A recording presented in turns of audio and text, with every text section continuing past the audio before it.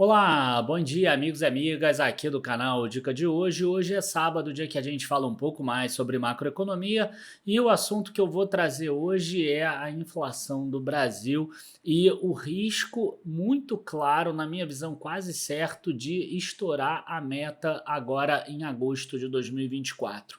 Então, como é um assunto relevante, como é um assunto que pode impactar vários setores que estão aí envolvidos na Bolsa brasileira, né? Que acaba sendo o nosso foco final, os investimentos, a gente trouxe esse vídeo aqui para que a gente possa falar um pouquinho mais sobre essa tese de estouro do teto da meta da inflação. Então, logo depois da vinheta, a gente começa, curta o vídeo, se inscreva no canal e logo depois da vinheta a gente já começa.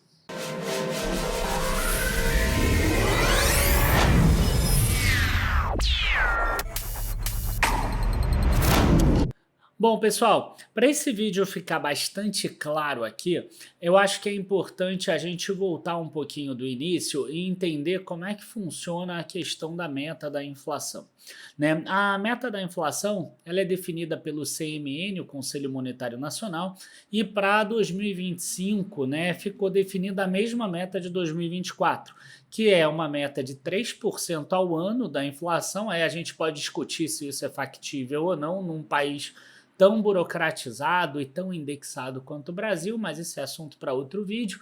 Mas, além disso, você tem um intervalo de tolerância de 1,5%.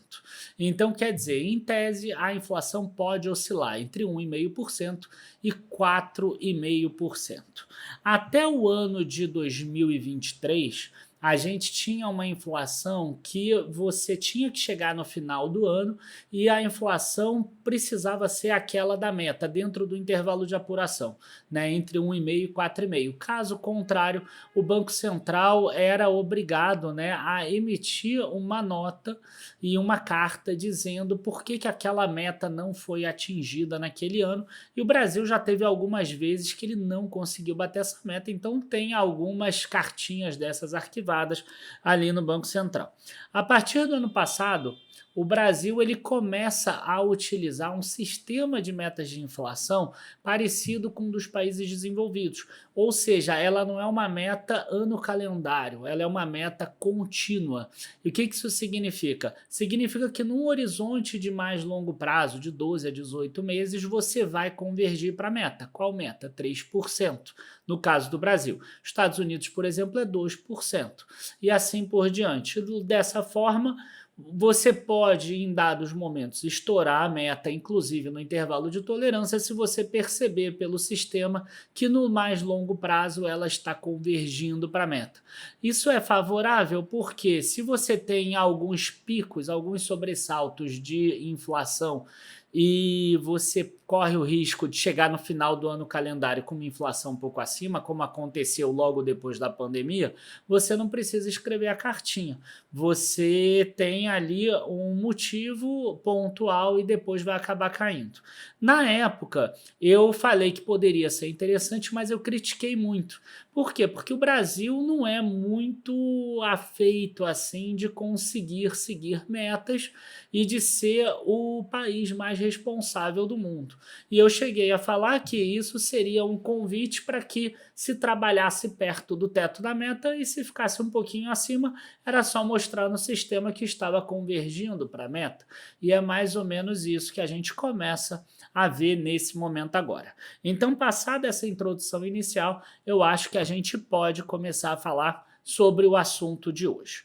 Então, a gente tem ali um teto máximo de inflação de 4,5% e depois que eu mostrar por que a inflação vai passar esse teto em agosto, a gente fala dos impactos que podem ter nas ações e como a gente pode ganhar dinheiro. Então não perca, fique aí com a gente. Antes disso, não deixe de clicar ali embaixo, tá? E dar uma olhada nos nossos planos de assinatura. A gente tem assinatura de todos os tipos de ativo. Então, se você quiser montar uma carteira de renda fixa, a gente tem ali embaixo uma assinatura de renda fixa. Se você quiser montar uma carteira de fundos imobiliários, a gente tem. Se você quer uma carteira de ações mais voltada para dividendos, a gente tem a Dicaprev. Se você quiser uma carteira mais completa de ações, a gente tem ações. Eu quero só small caps, tem small caps. Eu quero operar opções, tem a estratégia checkmate. Eu quero uma que junte tudo. Aí você pode escolher ou renda total ou a carteira plena. Cada uma tem o seu objetivo. Então, clica ali embaixo e dá uma olhada nos nossos planos de assinatura, porque a gente consegue te ajudar mais do que somente nesses vídeos que a gente faz gratuitamente. Bom, vamos aproveitar aqui e vamos mostrar o IPCA dos últimos meses aqui. Esses são os IPCAs dos últimos 12 meses. Sazonalmente, a gente tem inflações menores exatamente aqui nesse meio do ano. Tá? Você não tem nesse período reajuste de escola, você não tem reajuste de IPVA, você não tem reajuste de IPTU, você não tem o inverno nos Estados Unidos que costuma crescer preço de energia e preço de alimento.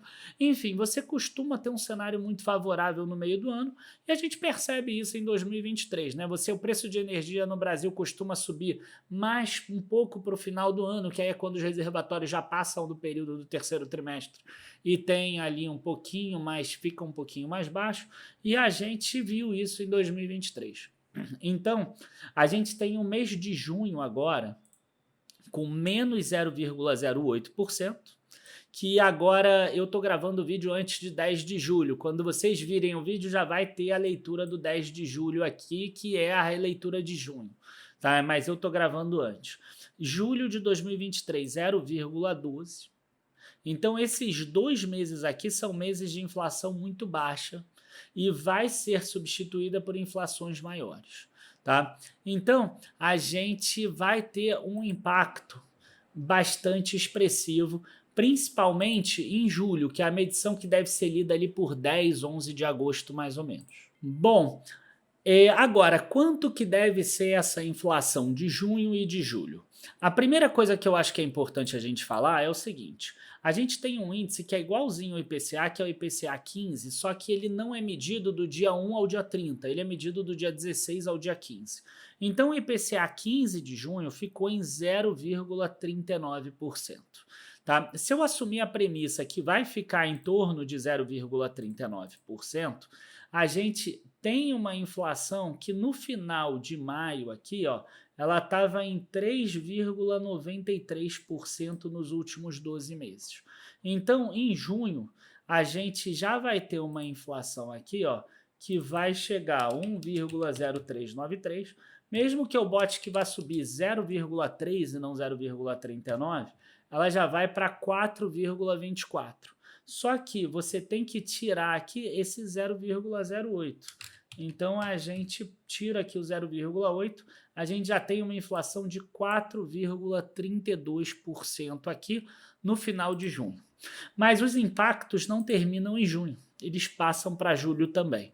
Julho, o que a gente já tem? Né? A gente está aqui, eu estou gravando no dia 9. No dia 9, a gente já teve impacto da energia mais cara por causa do efeito da bandeira amarela na conta de luz.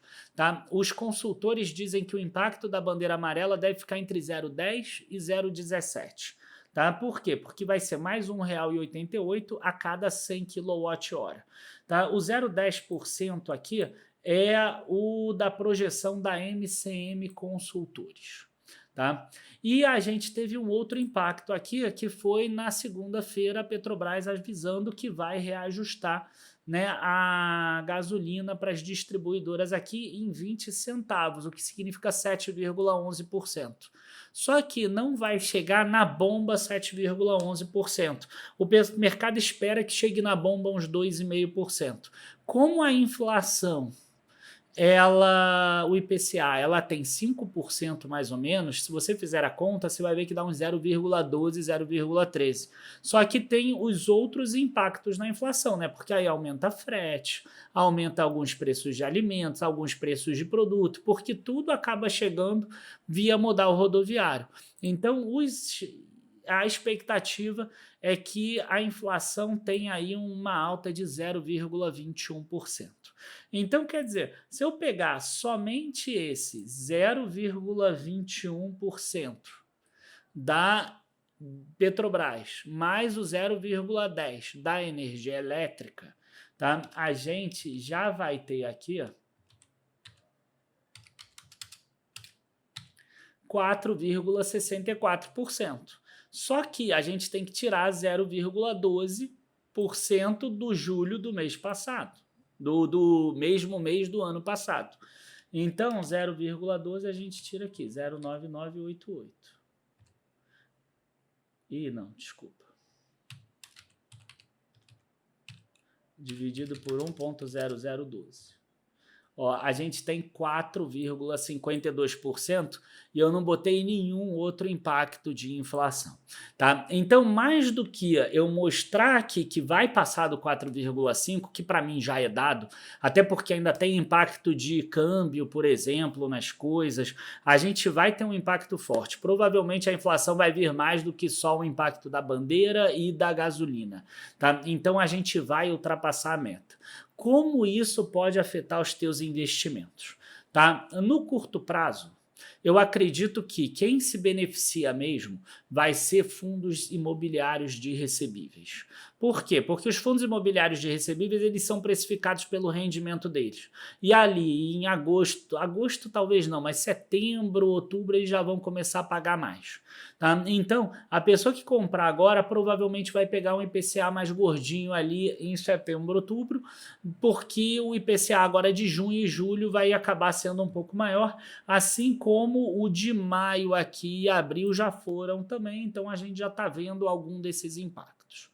Tá? Só que outra coisa que é interessante, né? O IGPM ele está vindo maior ainda. Então, você tentar pescar algumas que têm um pouco mais de IGPM talvez possa ser interessante. Se vocês olharem aqui, o IGPM sai de uma deflação de 7,72% em julho de 2023 para uma inflação de 2,45%. Se você olhar aqui, ó, em julho e agosto a gente teve deflação do IGPM. Então, qualquer inflação agora já vai fazer esse IGPM pular lá para 4%, 4,5%. Né? Por quê? Porque a gente tem 1,0245, você vai tirar aqui a inflação de julho, você tira a inflação de agosto, então só de tirar as duas inflações já vai para 3,33. Se você botar uma inflação por causa do câmbio, aí tem muito índice do preço do atacado, próximo desse 0,8 que tem aparecido nos últimos meses aqui, a gente já vai falar ó, de uma inflação que vai para praticamente 5%. Tá? Então, o IGPM ele deve passar para alguma coisa entre 4,5% e 5% nos próximos 2 meses também. Então, se você conseguir pegar alguma coisa que tem IGPM, também é interessante. Né? Isso no curto prazo. Quando a gente pega mais médio prazo, a gente tem 2 pontos principais aí. Lembra quando eu falei da meta de inflação, que era uma meta contínua? A meta contínua vai ajudar a tirar a pressão de ter que entregar a meta nesse ano ainda, né, de 4,5%. Então, nesse caso, vai acabar sendo positivo. O mercado talvez possa ter um pouco mais de paciência. Essa trégua que a gente viu no mercado nessa semana e na semana passada, que alguns ativos subiram, que o juro caiu, que o dólar caiu de 5,70 para 5,40 e pouco, ela pode continuar um pouco mais, né? Mas vai ser importante que continue essa trégua, e para continuar essa trégua o governo vai ter que fazer a parte dele. Qual a parte dele? Conseguir crescer despesa menos do que a arrecadação nesse momento, porque no primeiro semestre cresceu muito mais despesa do que a arrecadação. E a arrecadação está subindo forte, então você consegue ainda crescer despesa acima da inflação e mesmo assim chegar nessas premissas. Não é que o Brasil ele não está arrecadando forte porque ele está num cenário de recessão, não. O Brasil está com crescimento econômico positivo, a gente está com arrecadações reais acima ali de 7, 8% nesse ano, então mesmo que subisse os gastos 4%, 3% acima da inflação, ainda assim a gente conseguiria melhorar a conta. Só que o gasto está subindo 12%, 13%. Então, realmente é excessivo. Tá? E se o governo fizer a parte dele, ok, continua a trégua, provavelmente isso converge para a meta, a gente não vai ver problema nenhum. Agora, se o governo não fizer a parte dele de cortar aquele custo de 26 bilhões e etc., ou resolver bater de frente com o Banco Central, ou colocar alguém no Banco Central para o ano que vem e vai ser pessoa querer cair o juro na marra, aí a gente passa a ter um cenário mais problemático. Por quê? Porque aí o câmbio vai subir, outras pressões inflacionárias aparecem para frente e a gente entra num cenário de inflação crescente, que aí foi o que aconteceu em 14, 15 ali e 16 no caso da economia, né? A economia caindo. E aí o Brasil poderia entrar numa curva de recessão, que é o cenário de estagflação. Como eu falei já em alguns relatórios, esse cenário, para mim, é um cenário menos provável, é um cenário que eu diria até remoto nesse momento, tá? É um cenário que tem menos de 5% de chance de acontecer. Mas se no passado tinha menos de 1%, hoje já é menos de 5%. Cresceu muito a chance dele acontecer, embora ainda seja remoto, tá? Que seria o cenário de estagflação, que é o pior de todos os cenários. Né? Se a gente tiver só um crescimento de inflação pontual, a gente vai ganhar dinheiro com esse tipo de fundo imobiliário no curto prazo e com empresas de concessão, empresas de energia, empresas de saneamento. Tá? E aí, esse tipo de empresa aí, elas têm o reajuste das tarifas dela ancorados e indexados por inflação. Então, empresas nesse sentido vão acabar conseguindo corrigir a inflação. Então a gente pode pegar isso, empresas de saneamento, de energia, as geradoras de energia você tem que olhar aquelas que têm contrato regulado, essas vão conseguir crescer. Tá? Então esse é o tipo de empresa que eu acho que a gente deveria pegar. Se porventura entrar um cenário de maior recessão, tá? Aí a gente já tem que pensar que o juro vai acabar subindo também. Se o juro acabar subindo, aí a gente já tem que passar para um banco e para empresas de commodities, porque aí o câmbio acaba subindo também, tá? Mas seria mais ou menos esse o cenário, esse o perfil atual. Eu espero que esse cenário não aconteça, obviamente. Eu espero que o Brasil consiga continuar crescendo, que o governo entenda que é importante fazer os gastos sociais, mas é importante também cuidar da economia para que as próximas gerações possam ter um Brasil bom também. E se isso acontecer, aí talvez o Daniel erre esse cenário, mas a gente também tem alguma exposiçãozinha em ações small caps e tudo que estão aqui do Brasil, diminuir um pouco essa exposição. Nesses últimos 10 dias, como teve essa trégua, acabou rendendo um pouquinho menos, mas a gente sabe que o cenário ainda é um cenário um pouco complicado, um pouco complexo, até porque a gente tem alguma pressão do exterior também, que a inflação não vai converge para a meta no exterior, então o juro dos Estados Unidos está demorando para cair. De qualquer forma, é importante que vocês tenham noção desse risco. A gente vai ver matérias mostrando que a inflação rompeu o teto da meta. E o mercado pode acabar panicando e dando oportunidade para que as pessoas comprem boas ações a preços muito convidativos, tá? Então, esse é o meu recado para hoje. Queria agradecer a todos. Não deixem de olhar os nossos planos de assinatura ali embaixo, principalmente o Renda Total, porque aí ele contempla todas as assinaturas, é um preço muito acessível para a quantidade de assinaturas que tem dentro dele e você vai ter lá as carteiras recomendadas com relatórios, com vídeos e etc, falando exatamente o que você tem que aportar em cada uma delas, tá? Então, fica aí o meu convite para que você clique ali embaixo e conheça os nossos planos de assinatura, para que você saiba exatamente a ação tal que você tem que comprar, no percentual tal, até o preço tal, com preço-alvo de tanto, é assim, né? Aí a gente pega pela mão. Aqui a gente dá um cenário mais geral no gratuito, lá a gente pega pela mão e fala, compra isso, compra aquilo, tantos por cento, é assim, tá? Abraços, bons investimentos e até a próxima. Tchau, tchau, pessoal.